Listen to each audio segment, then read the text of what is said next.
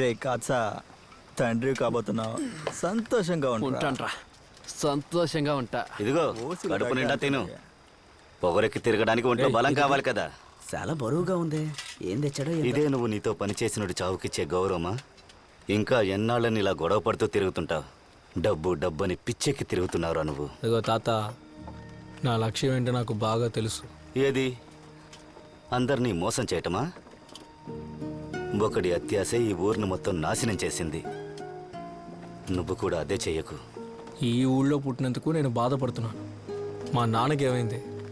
ఊరికి మంచి చేసి పోయాడుగా మా తాత సాలుమన్. ఆయనకేమైంది? నన్ను ఇక్కడే ఉండి అలాగే చావమంటావా? నాకంటూ ఓ బోటు ఉంటే దాన్ని వేసుకొని ఎక్కడికైనా దూరంగా వెళ్ళి ప్రశాంతంగా ఏదో ఒక పని చేసుకుంటూ బతుకుతాను. నేను చెప్తే మాత్రం వింటావా ఏంటి?